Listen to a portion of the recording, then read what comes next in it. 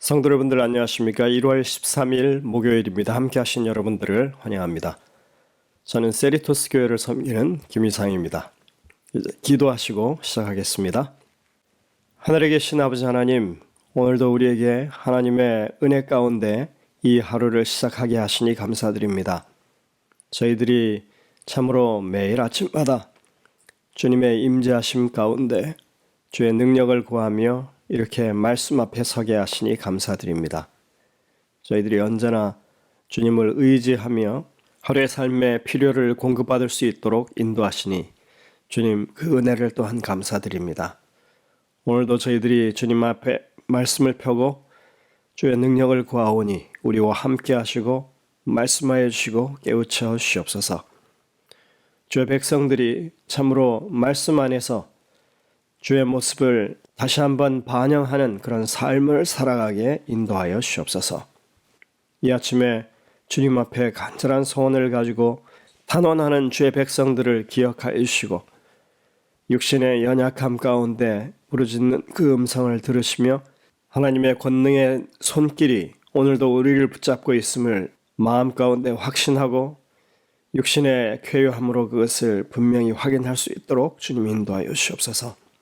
이 하루의 삶을 주님께 맡겨오니 우리와 함께 하시고 이 순간 우리에게 필요한 지혜를 허락해 주시옵기를 예수님의 이름으로 간절히 기도드립니다. 아멘. 네, 목요일 오늘 제목은 오늘 내가 너를 낳았다입니다. 요즘 세상에는 태생에 따라서 인생이 달라진다는 의미에서 금수저 혹은 흙수저라고 하는 말이 있습니다. 부잣집에 태어나면 금수저고 가난한 집에서 태어나면 흙수저라고 말하죠. 우리는 예수님을 믿는 사람들로서 하나님의 자녀라 불리는 사람들입니다. 우리의 태생이 사실은 하나님의 아들, 딸이기 때문에 금수저인 셈이죠. 근데 이와 비슷한 이야기가 예수님께도 동일하게 적용이 됩니다. 일반적으로 예수님의 육신의 부모는 나사렛의 가난한 목수인 요셉과 마리아이지만 성경은 한결같이 예수님을 가리켜서 하나님의 아들이라고 말합니다. 예수님이 하나님의 아들이라고 하는 것은 무엇을 의미할까요? 우리가 이러한 사실을 살펴볼 때 한 가지 이상한 것은 예수님이 창조주 하나님인 동시에 하나님의 아들로 이 땅에 오셨다는 사실입니다. 구약에서는 여호와 하나님이 신약에 와서는 하나님의 독생자로 불립니다. 만약 우리가 성경을 잘 모르는 사람이라면 이런 이야기를 들을 때 아마 도무지 이해되지 않는 그런 족보에 관한 이야기일 것입니다. 어제도 잠시 말씀드렸지만 우리는 삼위일체에 대해서 온전한 이해를 하기 어려운 사람들이죠. 하지만 성경에서 왜 메시아를 하나님의 아들로 부르고 있는지에 대해서는 이해할 수 있는 여지가 충분히 있다고 하는 것입니다. 오늘 우리는 그것에 대해서 잠시 생각해 보려 합니다. 히브리서 1장 5절에 보면 예수님을 향한 하나님의 말씀이 다음과 같이 기록되어 있습니다. 너는 내 아들이라 오늘 내가 너를 낳았다.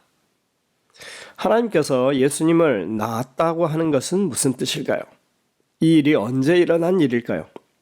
이 말씀은 과연 많은 사람들이 믿는 것처럼 아주 오래전에 예수님 또한 하나님에 의해서 창조된 존재라고 하는 것을 보여주는 말씀일까요? 그것을 다루기 위해서 먼저 사무엘하 7장 12절부터 14절의 말씀을 살펴봐야 합니다. 이 말씀은 하나님께서 다윗 왕에게 그의 후손을 통해서 나라가 견고해지고 영원할 것을 예언하신 말씀입니다. 내 수완이 차서 내 조상들과 함께 누울 때에 내가 내 몸에서 날 내 씨를 내 뒤에 세워 그의 나라를 견고하게 하리라. 그는 내 이름을 위하여 집을 건축할 것이요 나는 그의 나라 왕위를 영원히 견고하게 하리라. 나는 그에게 아버지가 되고 그는 내게 아들이 되리니. 물론 이 말씀들은 그의 후계자 솔로몬에게 1차적으로 적용될 수 있는 말씀입니다. 하지만 그 이상의 뜻을 품고 있죠. 하나님이 다윗의 혈통을 통하여 세우실 한 왕은 하나님의 아들일 것이고 그 왕위가 영원한 그런 왕이 될 것입니다. 그리고 그를 통해서 없어지지 아니할 성소를 짓게 될 것입니다. 여기에서 주목할 것은 세워질 메시아가 하나님의 아들이라고 하는 대목입니다. 이러한 내용은 구약 성경에 계속 반복됩니다. 시편 2편 6절부터 7절도 살펴보십시오.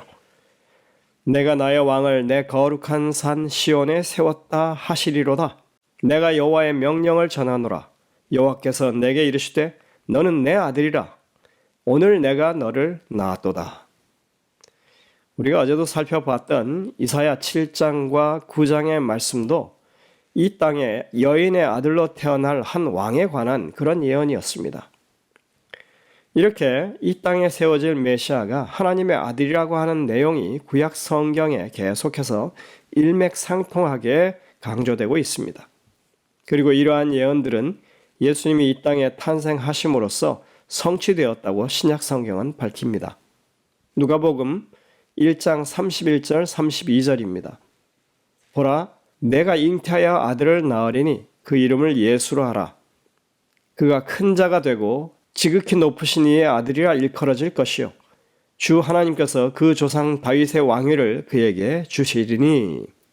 다윗의 후손으로서 하나님의 아들이 된다는 것, 이것은 통치자가 되는 신적인 정당성과 권위를 보장받는 것입니다. 하나님에 의해 다윗의 후손 곧 약속된 통치자로 임명 또는 입양되었다고 하는 의미에서 하나님께서 예수님을 낳았다고 표현하고 있습니다. 통치자로 구별되고 입양된다고 하는 이런 말은 그리스나 로마 세계와 동방에서 잘 알려진 내용입니다. 그것은 임명된 통치자에게 그 통치권에 대한 정당성과 권력을 부여해주는 그런 말인 것입니다. 하나님께서는 다윗에게 그의 후손이 그 나라의 참되고 합법적인 통치자가 될 것이라고 약속하십니다. 하나님께서는 다윗의 후손을 당신의 아들로 받아들이실 것입니다. 이 과정을 통해 다윗 혈통의 왕이 하나님의 후계자와 상속자가 될 것입니다. 그 언약은 다윗의 후손으로 오신 예수님을 통해서 성취되었습니다.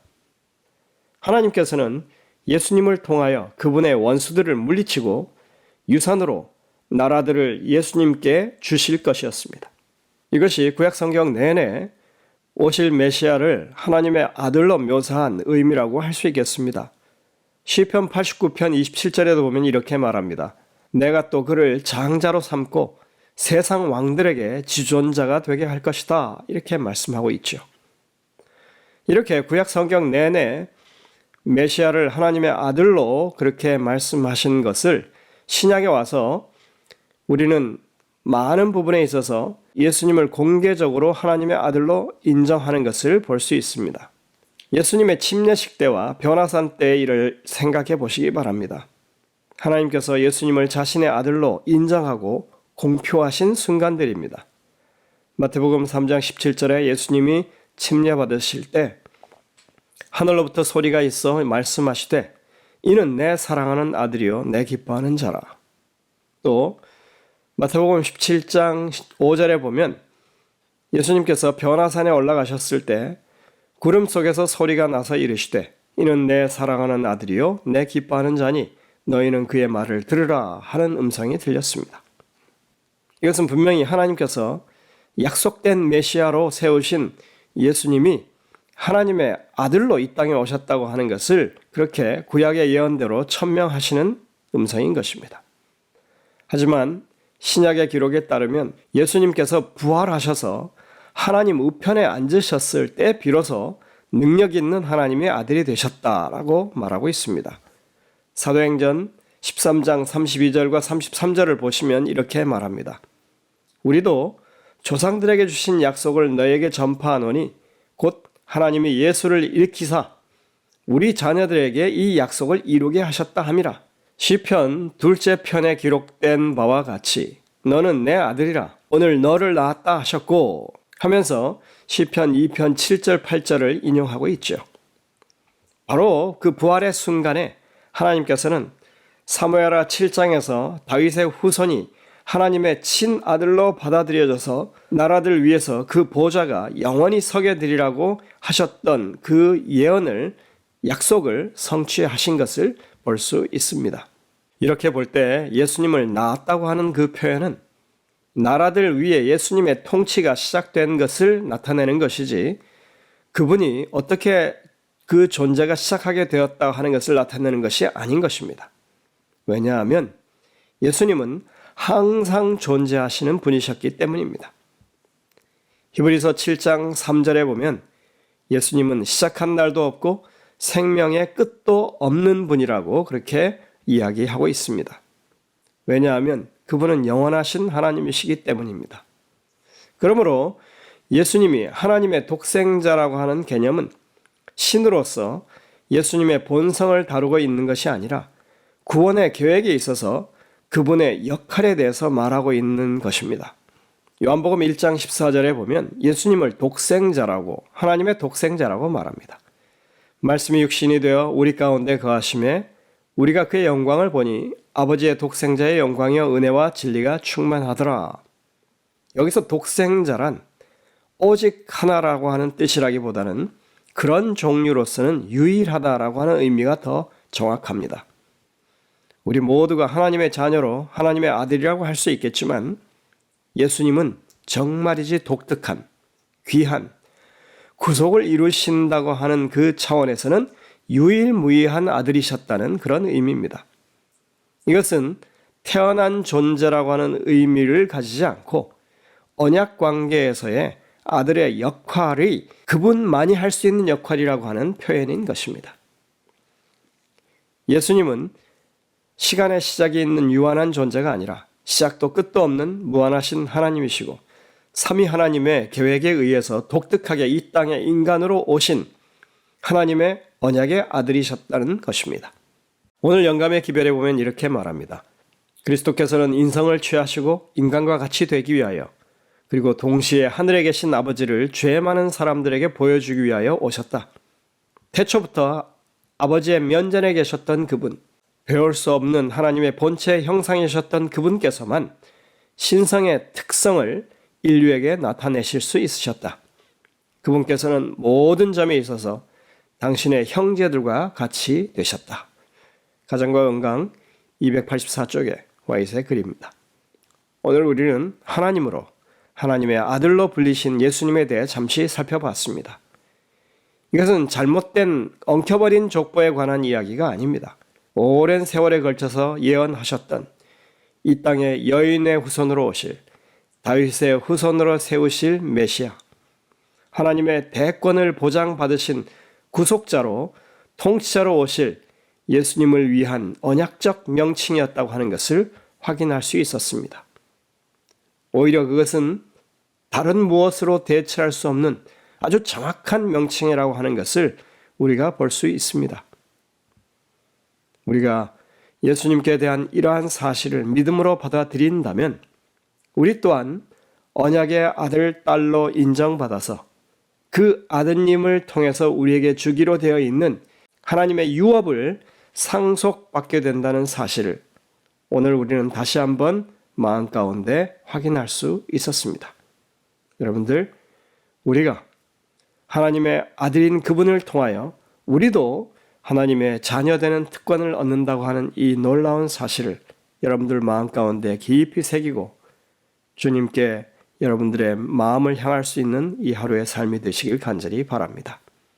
기도하시겠습니다. 하늘에 계신 아버지 하나님, 참으로 이 땅에 인간이 되어 오셔서 하나님께서 위임하신 그 권능으로 이 땅의 유일한 상속자, 통치자가 되시는 주님을 우리가 오늘 다시 한번 생각할 수 있게 하시니 감사드립니다. 주님, 하나님의 아들로 이 땅에 오신 주님의 그 참다운 이름의 의미를 우리가 오늘 깊이 마음 가운데 새길 수 있도록 도와주시고, 참으로 그렇게 주님께서 자신을 낮추고 이 땅에 오심으로 우리 또한 하나님의 자녀가 되는 권세를 허락해 주셨음을 감사하는 이 하루의 삶이 되게 인도해 주옵기를 예수님의 이름으로 간절히 기도드립니다. 아멘. 네, 여러분들 오늘도 이 주신 말씀들을 깊이 묵상하면서 주님의 음성을 듣게 되시길 바랍니다. 저희들은 내일 다시 뵙겠습니다.